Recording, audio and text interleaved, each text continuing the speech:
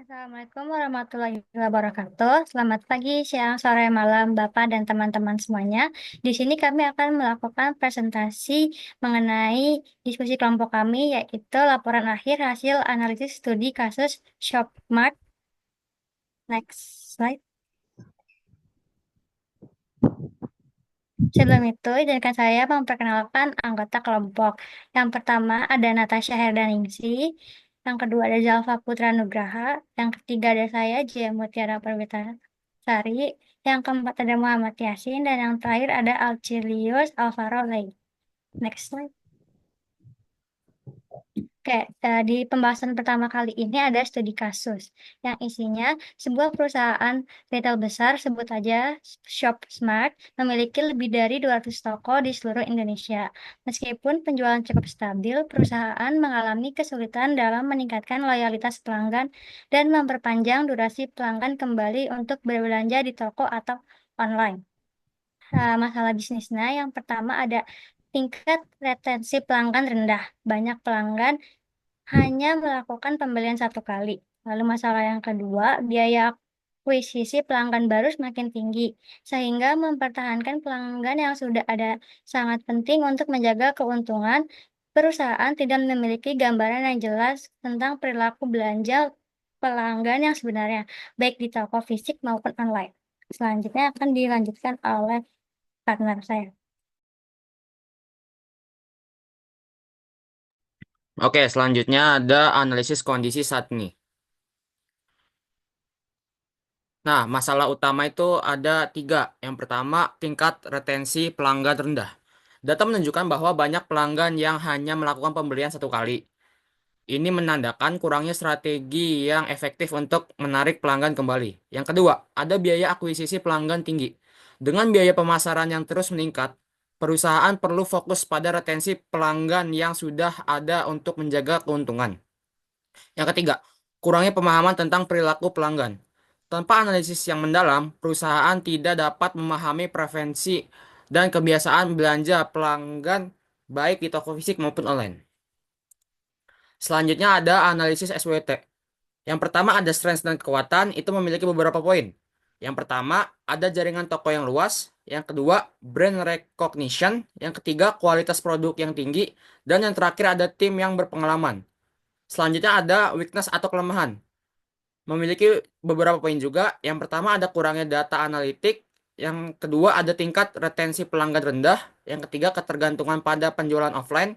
Terakhir kurangnya innovation produk. Selanjutnya ada opportunity atau peluang.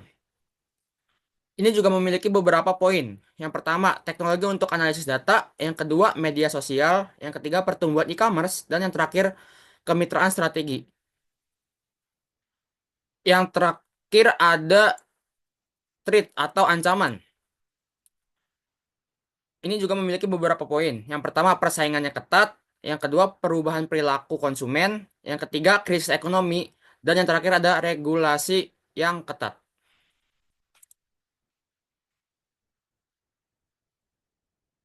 Selanjutnya akan disampaikan oleh teman saya.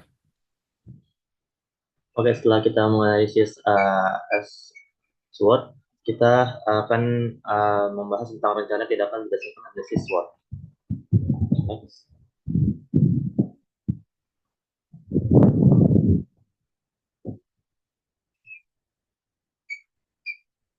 Ya, rencananya yang pertama akan memanfaatkan kekuatan, yaitu yang pertama kembangkan program loyalitas, yaitu memanfaatkan brand recognition dan kualitas produk untuk menciptakan program loyalitas yang menarik bagi pelanggan.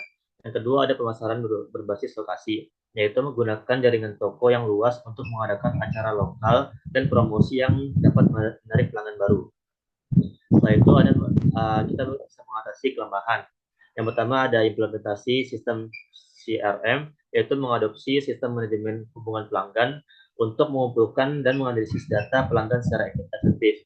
Selanjutnya ada diversifikasi saluran penjualan, yaitu mengembangkan platform e-commerce untuk mengurangi ketergantungan pada penjualan offline dan menjangkau pelanggan yang lebih luas. Selanjutnya kita bisa memanfaatkan peluang. Yang pertama bisa menggunakan cara adopsi teknologi baru, yaitu investasi dalam alat analitik dan teknologi pemasaran digital untuk memahami perilaku pelanggan dan meningkatkan strategi pemasaran.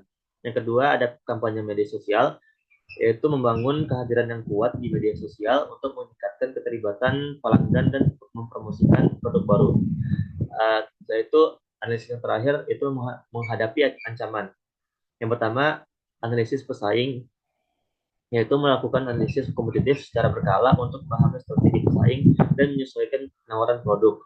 Yang terakhir, inovasi produk, yaitu mengembangkan produk baru dan meningkatkan produk yang ada untuk tetap relevan dengan kebutuhan pelanggan dan bersaing di pasar. Next. Selanjutnya itu simulasi menggunakan model usaha teknologi terkini yang akan disampaikan oleh teman saya.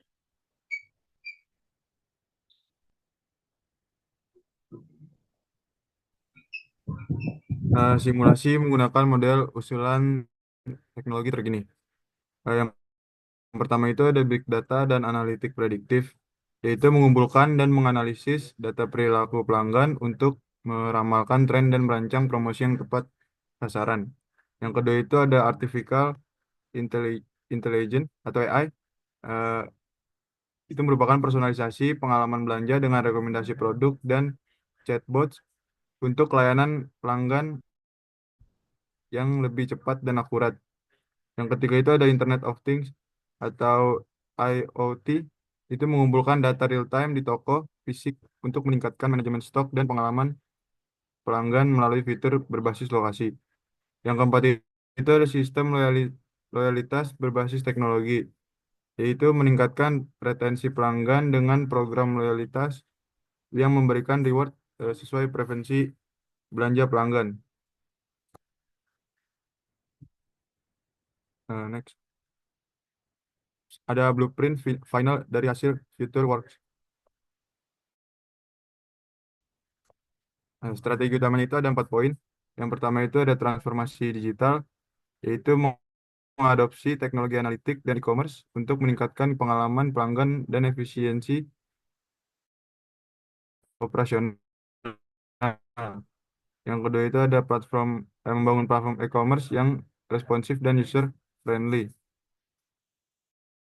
Yang kedua itu ada pemasaran berbasis data, kampanye pemasaran yang lebih otomasi pemasaran untuk meningkatkan efisiensi dan konsistensi komunikasi dengan pelanggan. Yang ketiga itu ada inovasi produk. Poin yang pertama itu melakukan riset pasar secara berkala untuk mengidentifikasi tren dan kebutuhan pelanggan. Yang kedua itu mengembangkan produk baru berdasarkan umpan balik pelanggan dan analisis data. Yang keempat itu pengalaman pelanggan yang dipersonalisasi. Poin pertama itu lebih relevan. Yang kedua itu menerapkan program loyalitas yang menarik untuk meningkatkan retensi pelanggan. Next. Di sini ada rencana tindakannya, itu ada 4 poin juga. Yang pertama, pengembangan sistem manajemen data. Langkahnya itu implementasi sistem CRM dan alat analitik. Waktunya itu 3-6 bulan. Tanggung jawabnya itu tim IT dan pemasaran. Yang kedua, peluncuran platform e-commerce. Langkahnya itu membangun dan meluncurkan platform e-commerce. Waktunya itu 6-12 bulan. Tanggung jawab tim pengembangan produk dan IT. Yang ketiga itu ada kampanye pemasaran digital. Langkahnya itu merancang dan meluncurkan kampanye pemasaran berbasis data. Waktunya itu 1-3 bulan. Tanggung jawabnya itu tim pemasaran. Yang keempat ada program loyalitas dan pengalaman pelanggan. Langkahnya itu mengembangkan dan meluncurkan program loyalitas. Waktunya 3-6 bulan. Tanggung jawabnya tim pemasaran dan layanan pelanggan. Next.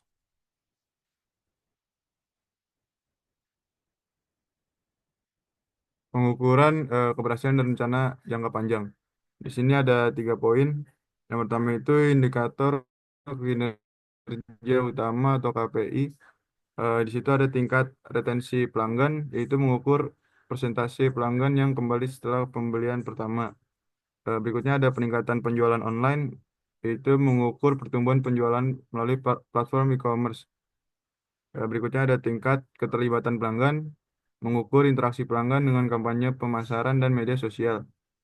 Berikutnya ada umpan balik pelanggan, yaitu mengumpulkan umpan balik melalui survei untuk menilai kepuasan pelanggan terhadap produk dan layanan. Ada poin kedua itu ada evaluasi berkala, ada melakukan evaluasi setiap kuartal untuk menilai kemajuan terhadap KPI dan melakukan penyesuaian strategi jika diperlukan. Lalu ada mengadakan rapat tim untuk mendiskusikan hasil dan tantangan yang dihadapi, serta merumuskan langkah-langkah perbaikan. Yang ketiga, poin ketiga itu ada rencana jangka panjang menerapkan strategi di pasar lokal dan rencanakan ekspansi ke pasar regional atau nasional. Berikutnya ada inovasi berkelanjutan, terus berinvestasi dalam riset dan pengembangan untuk tetap relevan dengan tren pasar dan kebutuhan pelanggan. Berikutnya ada kemitraan strategis, yaitu membangun kemitraan dengan perusahaan teknologi dan startup untuk terus berinovasi dan meningkatkan penawaran produk. Berikutnya akan disampaikan oleh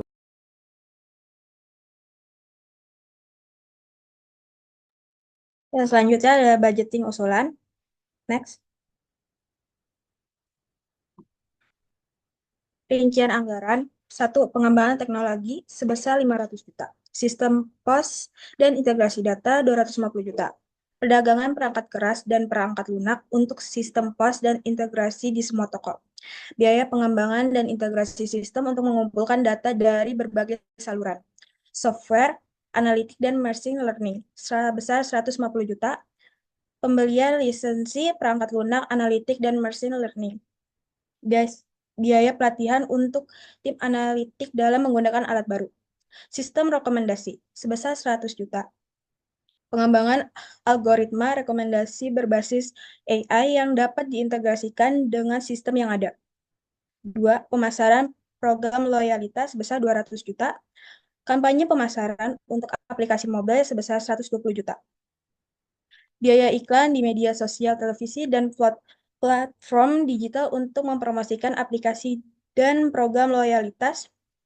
Biaya desain dan produksi materi pemasaran. Insentif untuk pelanggan sebesar 80 juta. Biaya untuk memberikan diskon, hadiah, dan poin loyalitas kepada pelanggan yang berpartisipasi dalam program. Next. 3. Pelatihan karyawan sebesar 100 juta. Pelatihan pengguna sistem baru sebesar 60 juta. Biaya untuk pelatihan karyawan dalam menggunakan sistem POS baru dan alat analitik. Pelatihan layanan pelanggan sebesar 40 juta. Pelatihan untuk meningkatkan keterampilan layanan pelanggan agar dapat mendukung program loyalitas dan interaksi dengan pelanggan. 4. Evaluasi dan penyesuaian sebesar 50 juta. Biaya untuk evaluasi kinerja 30 juta, menggunakan alat analitik untuk mengevaluasi efektivitas program loyalitas dan sistem rekomendasi. Penyesuaian strategi 20 juta, biaya untuk melakukan penyesuaian berdasarkan umpan balik pelanggan dan hasil analisis. Total anggaran sebesar 850 juta. Sekian dari kelompok kami. Selebihnya mohon maaf. Wassalamualaikum warahmatullahi wabarakatuh. Terima kasih.